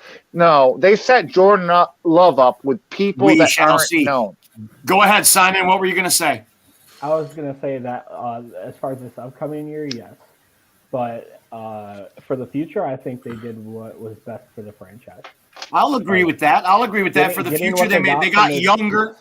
They got younger. They got more explosive, but it's going to take time to gel. It's not done overnight. And I think going into this year, they didn't make a big free agent signing that could. I mean, they let a Hall of Fame quarterback walk out the door. That's huge, right? I think you had. No, they kicked him out of the door. Come on, you all know it. That's true. They were sick and tired of him. You're absolutely right, Chad. You're absolutely right. They shoved him out the door just like they did. They did. They're absolutely right. And then they held the Jets and him hostage for 3 months or 2 months. They held them hostage. They wanted to get this done long ago. Simon, do you agree with Simon, do you agree? I'm just being fucking honest, okay, guys? Oh my gosh! Wow. Hey, Simon, for a guy that was going to be really, really he was calling us out for being really, really mean. All of a sudden, he turned into Mr. High, didn't he?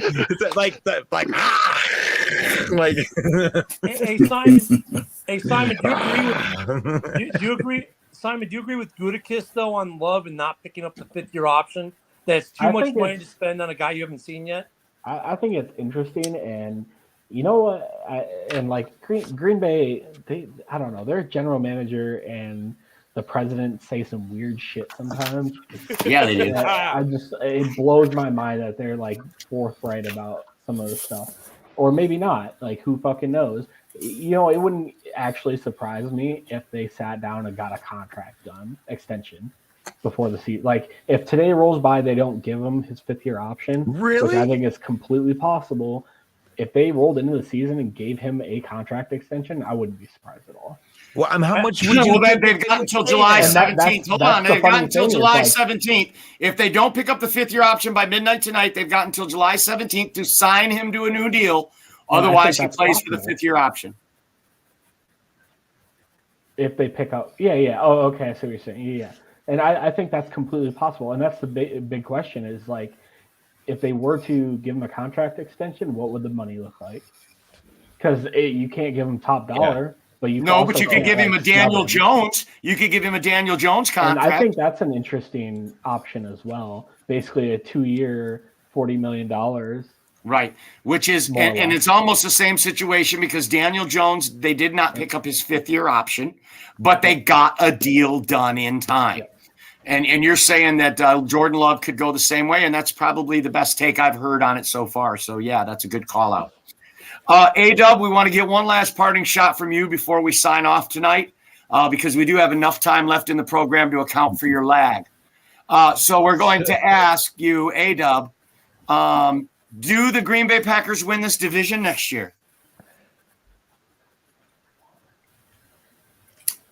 To be honest, I'd say no. I mean, considering what I've seen out of every other team, I think everybody's improved to the point to where you won't be seeing Green Bay do much with this division. This year for Green Bay has to be a year where it's just going to be, let us see what we have in Jordan Love first this year, and then we'll consider a time where we get back to where we compete for the division. But as far as this year goes, I say no, we're not there yet. That's a great take. I agree with that take 100%. Your franchise is in a state of transition now, and it just goes to show you how important the quarterback position is. We find out what Jordan Love is when we finally know. I mean, a lot of Packer fans think they already do, but I think you're right, A-Dub. That question will be answered when we find out what Jordan Love is. Well, I think we're kind of up against it. It's been an hour and a half. It's been a great program. The NFC North Open Mic. We're here every Wednesday at 7 p.m. Eastern Time. I'd like to thank all of the members of our panel, Mike the Bear Fan included, and the maestro Russell Wayne. For all of them and to all of you, we say God bless each and every one of you. Peace out. Bear down. Bear down. Hey, Monday and Wednesday, you said? Monday, Saturday.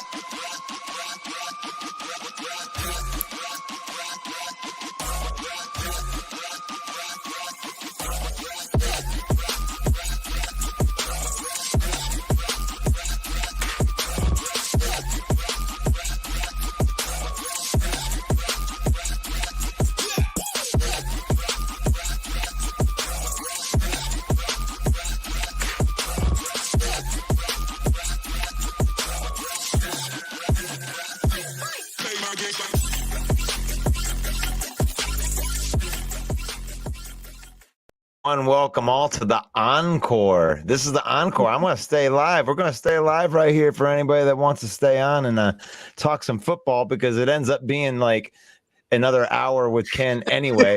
So for all the crazy football fans that just can't get enough, you know, I'm willing to stay on a little bit longer. If you guys want to talk some football, if you're still out there in the comments, you ended the broadcast. No, we're live. I did not. We are still live. It says end on mine. Look, because Mike's intros and outros go so long, they're probably waiting for him to finish saying goodnight. Well, I mean, we'll see. I mean, maybe I'm not live, but I still have an end broadcast on mine. No, we're live.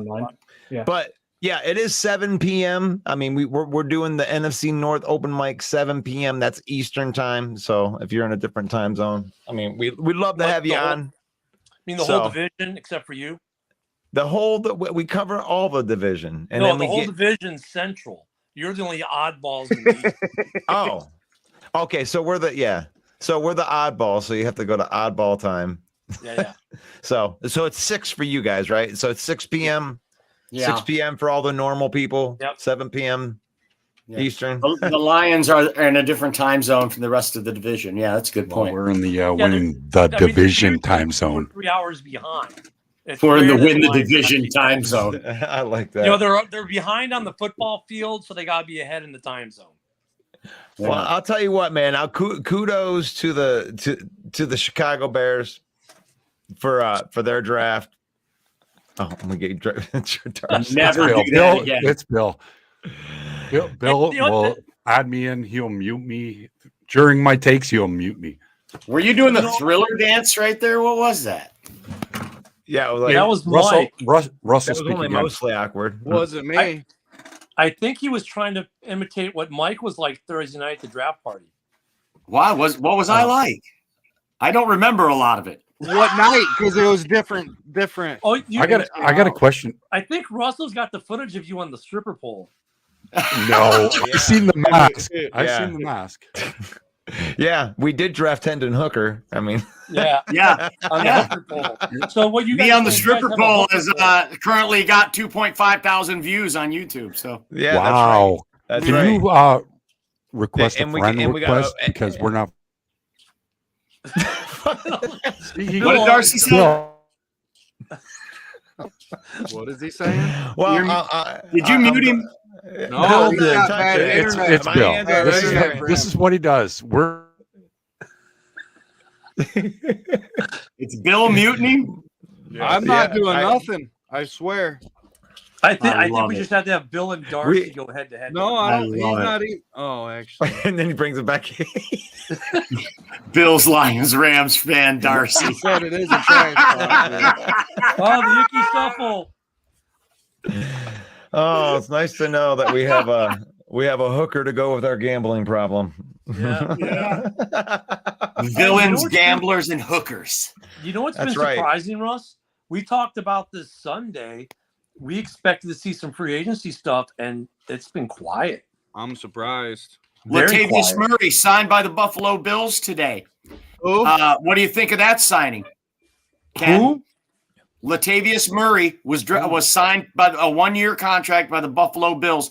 So they have Latavius Murray and James Cook as their starting running backs. What was the price? I don't know, but it's a 1-year deal. They didn't release the details yet. Info yet? Yeah. I mean, the Bills find a way to stay competitive in that division. That's just another weapon. You know, these guys that we're going to see now either were health issues, they're older, or they were too expensive, right? And they had to learn the hard way. They're not worth the $50 million anymore. They may only be worth the 15. So it's a good pickup for the Bills. I mean, anytime you add a seasoned veteran who knows how to win, even if your team sucks, it still ends up being a good pick because they teach the young cats. Buffalo doesn't have that issue. They're a good team. So them picking up another quality player, if the money was right, then, oh, yeah, it's great. It's great for them. Brian Den in the comments said the last time the Lions were relevant, Barry Sanders was the running back. I think that's one of John Doran's shadow accounts. But I mean, you ain't lying. We ain't gonna hide behind that. I mean, I disagree. The last time we were relevant was Week 18 when we finished with a winning record and kept the Packers out of the playoffs. Yeah, That's but what have you relevant. done for me lately? Yeah, I mean, That's cool. I mean, if you're gonna come with a take, at least let it be accurate. It doesn't have to be good. It just has to be semi-accurate. I mean, I'm more excited about this team than I was in the team in 2014 that had Matt Stafford and Ndamukong Suh and Calvin Johnson, because those 3 contracts were so crippling that we couldn't get better. Like we kind of hit our ceiling. We might have been able to win a playoff game, but we never really. I don't think that we ever claimed Super Bowl. I mean, a couple people were thinking maybe Super Bowl that year, but never like this. I think this is the most excitement I've seen in the Detroit area over football. No doubt. Great take. That's a great take. No doubt. I mean, Darcy, I think you could probably speak to that, probably being like the senior member of this panel. You could probably speak to, I mean, in your lifetime, I mean, you were there for the 57 team probably, but Yeah. Since then, have you seen a Lions team that gets you excited like that? Well, back in 1985, the Green. You got to take over, Mike. Bill strikes again. Nice try. Real deal, Maville. I wasn't really muted. I just did that. 1985, we were a good team. Back when we had Dicka. Dicka was an excellent coach, and he made the best. This is a family show. Well, what's Watch your amazing mouth. about 1985 is we hardly bring it up. In 1991, we had Wayne Fonts. We had Wayne Fonts. We had the greatest running back ever. His name was Barry Sanders. Do you remember him? He's probably. Oh my God, Mike, the Bear fan, are you kidding me? Stand up and show us are you wearing an 85 jersey right now? No. Doesn't Ken Gogi have a Willie Galt jersey hanging in the back? You don't see our new right? I already got it. Oh, you already got a new Darnell Wright jersey. Holy moly. Not give up one sack all year. Hey, he technically didn't last year, but hey, you guys are saying that the stats are wrong and he gave up one. Hey, but you got to give Mike the Bear fan some credit on that. He's fanning hard. That's quick, dude. Yeah, it is. That's quick. He needs to What's get some real kudos quick is for that. I'm one up on Get him up Russell there. and one up on him because it's actually a custom Roquan. Oh man, I was trying to hook you up. I'm honest, man. I'm honest. You burned me on that. You had us good. You had us good like Thursday night draft night. Let's see what Ken's got in the case. What do you got, Ken? Oh wait, is that a Justin Fields jersey that needs to go on the wall? It is, but I have the Galt there. It's a cheaper frame. I'm getting the expensive frame for the Fields. But come on, what fan does not have jerseys or helmets from their teams from their childhood? I'm sure. No, hey, I agree. Hey, Darcy, old leather can we see helmets. yours, Darcy? Can we see your memorabilia? What kind of fan put it on. was he in Mexico last week doing a show? The helmet. What kind of fan was doing a show from where were you? Costa Rica or something with some big mansion and some Puerto Vallarta pool? Yeah, whatever. I was Puerto Vallarta. You remember these guys? You remember these? The Fox, Fox robots. Yeah, he going back. I mean, there you go. Was that back when you guys won the division? No, this was back when. I think this was like Charles Rogers time. Yeah, we're still waiting, Darcy. Let's see your signed memorabilia you got, bud.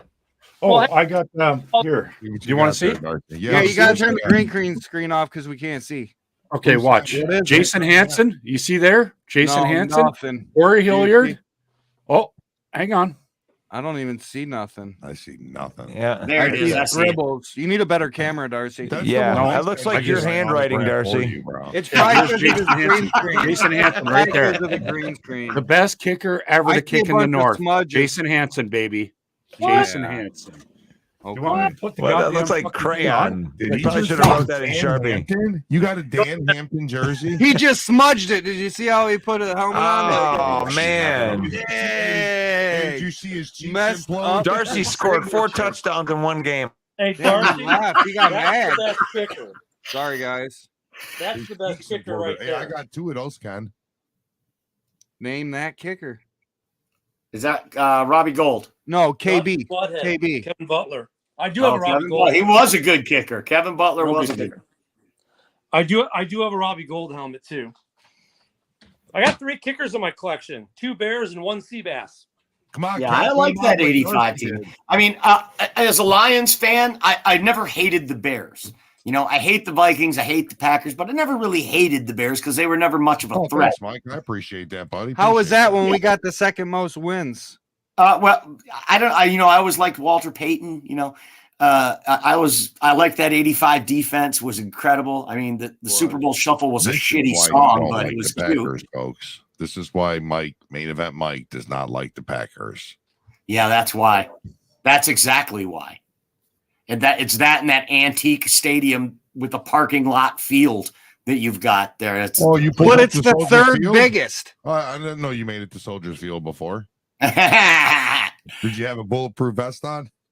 No, I'm from Flint. They're scared of me. Hey, at least they got heated seats, man. He said, I'm from Flint. Hey, now I understand a few things about Mike. He said, no wonder why his takes are so off. It's the water he's drinking. Right. He's got that Flint water. Mm-hmm. I have a foot growing out of my head, actually. When people see me, they say, "Wow, you've grown a whole foot since I've seen you last." Dang. You must be a short guy. You don't want to hear what they tell Ken after they've seen him for a while. I can't even repeat it on the internet.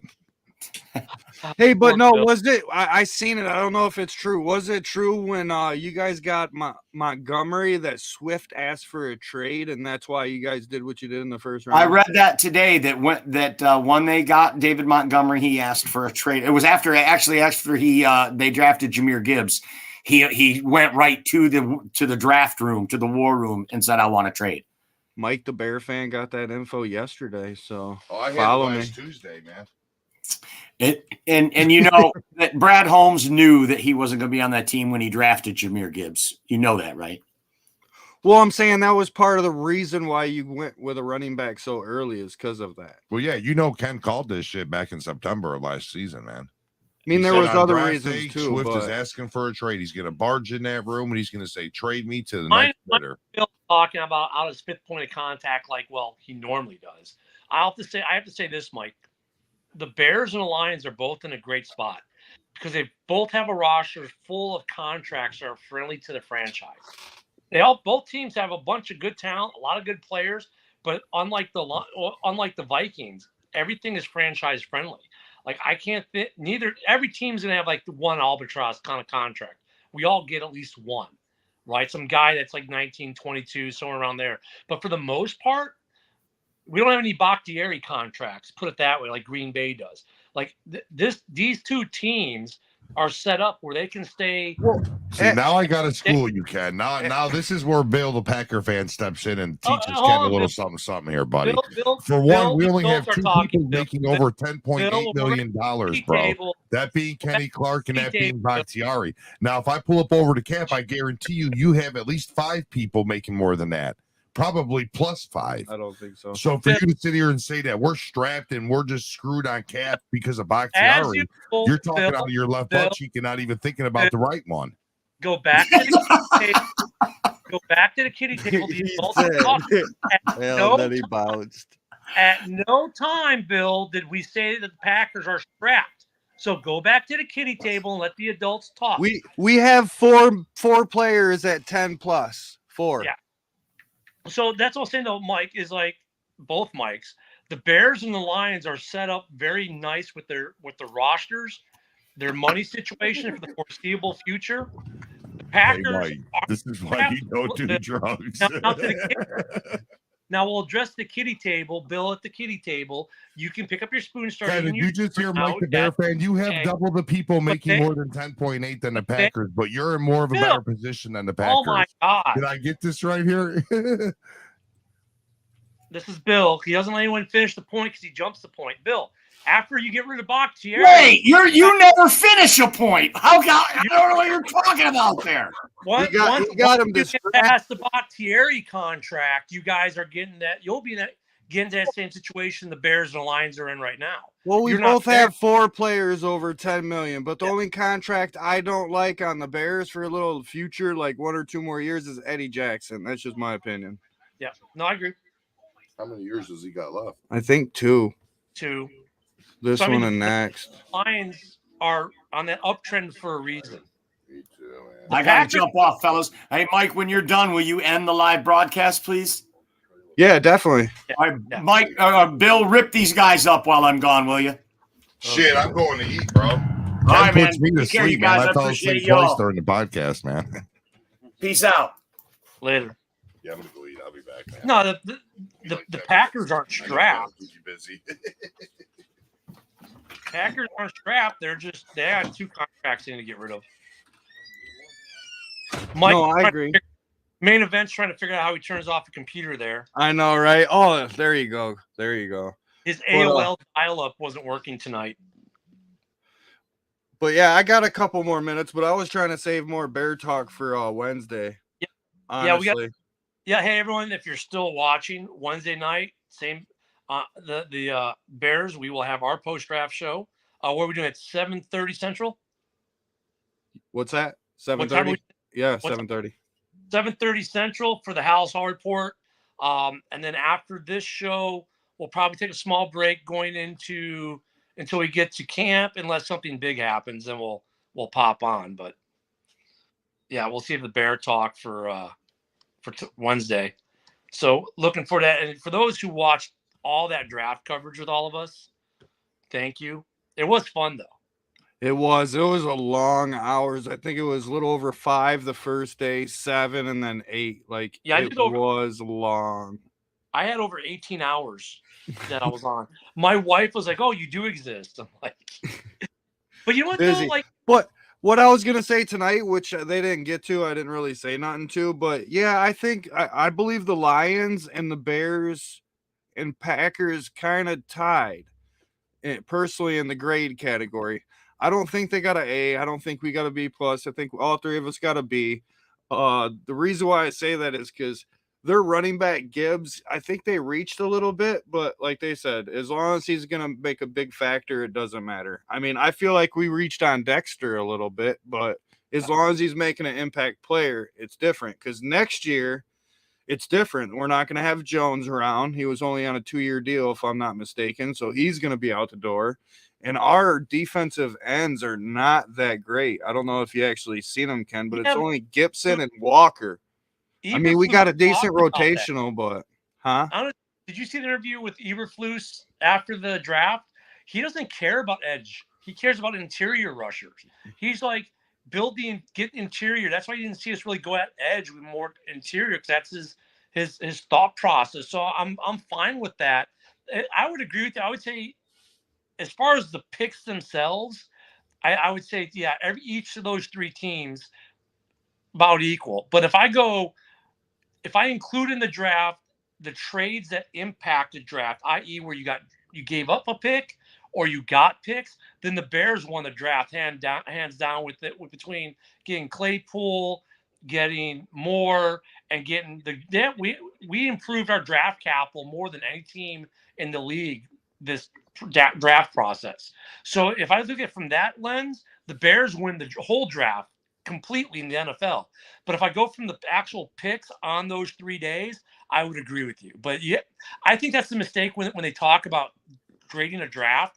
We look just at the players they pick. But wait a minute, what about the draft pick you traded and got a player, or a draft pick you traded away for a player, or the draft pick you traded away to get more capital and better rounds the following year? And they always, is it me or they do this when it comes to that? It's like they cover their eyes, like it doesn't exist. Like, you can't ignore the fact that Bears draft capital this year also includes DJ Moore and Chase Claypool.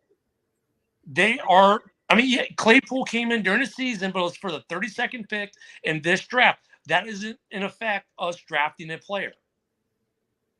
So we'll have to see on that answer at the end of this year, but we didn't get Claypool for last year. We got him more for this year, so I'd have to grade that more at the end of the year. But you know what I mean? But pick for this draft, though. That's why I include it, because it's part of this draft's business. Does that make sense? But here's the thing. I think Poles is doing a great job for sure. I think he set up Justin Fields for success. But say, for instance, that Field does tank. We have 2 first-rounders for next year. So, I mean, I think we're set up regardless if he does good or bad. We'll be set up for next year. I think Main Event Mike is full of shit when it comes to Justin Fields. We said, oh, this is his prove-it year. No, it's not. Look, he's got this year for the 5th-year option. Okay, great.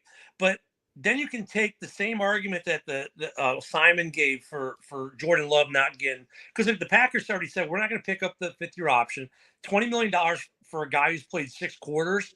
That's a little. I just want him to feel more comfortable and protected on the offensive line. You know what I mean? Because we gave him the weapons, so I'd say kinda he is. Like, he's definitely got to improve. But it's not like if yeah, I agree there has to be improvement, but this is not a make or break. Like, if he doesn't have the best year ever, he's gone, or they're not going to give. Because look, let's say he does decent. Let's say the Bears have a 7-win season.